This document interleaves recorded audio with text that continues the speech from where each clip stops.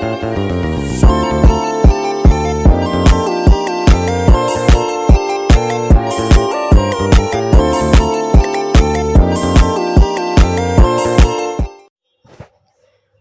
siang semuanya, perkenalkan nama saya Michael Toto Wijaya dari kelas 10 akuntansi 3. Di sini saya akan menjelaskan materi tentang konektivitas antar ruang dan waktu.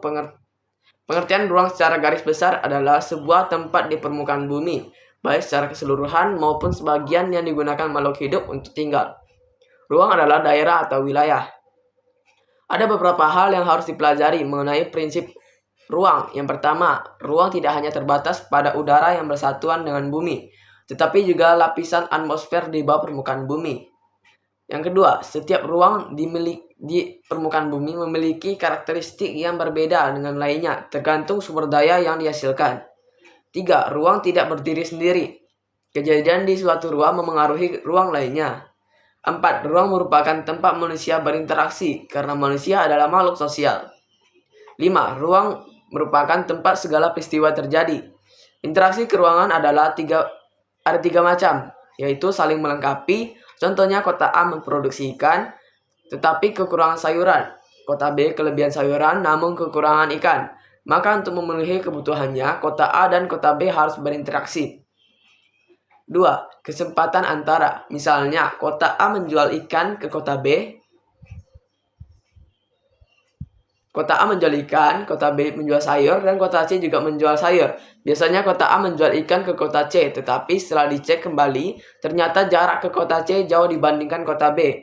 Maka kota A lebih memilih menjual ikan ke kota B dengan alasan lebih hemat bensin. Yang ketiga, kemudahan transfer. Contohnya transportasi. Bentuk interaksi keruangan. Bentuk interaksi keruangan yang melibatkan pergerakan manusia, barang, serta gagasan atau ide. Antara lain sebagai berikut. A. Perpindahan penduduk atau migrasi. Migrasi merupakan bentuk interaksi antar ruang yang mengakomodasi pergerakan orang dari suatu wilayah ke wilayah lain dengan tujuan tertentu. Jenis migrasi meliputi hal-hal berikut. Yang pertama, imigrasi, yaitu mobilitas orang dari luar negeri ke dalam negeri, baik yang sifatnya sementara maupun menetap.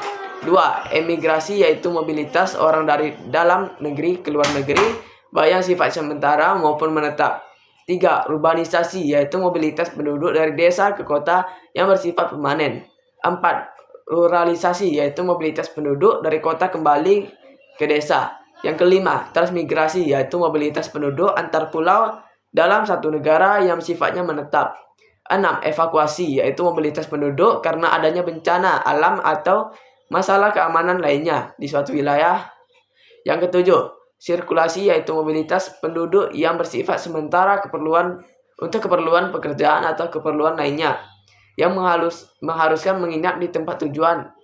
Dan yang terakhir, komutasi, yaitu mobilitas penduduk dari desa ke kota yang bersifat tidak permanen pada hari yang sama.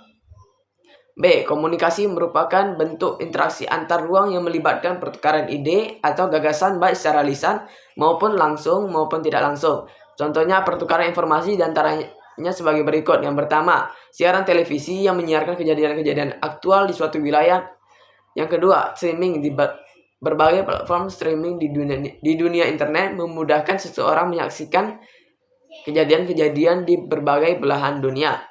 Yang ketiga, website merupakan jejaringan dunia maya yang saling terhubung di dunia internet melalui mesin pencari atau search engine. Seseorang dapat dengan mudah mencari ide sesuai dengan kebutuhannya. Yang keempat, marketplace merupakan tempat bertemunya penjual dan pembeli di dunia maya. Kehadiran internet mengubah interaksi ruang dari aktivitas fisik, aktivitas maya dalam bentuk marketplace. C. Transportasi, bentuk interaksi antar ruang dalam pergerakan barang dan jasa dari daerah satu ke daerah lain, antara lain sebagai berikut. Yang pertama, perdagangan internasional, ekspor dan impor.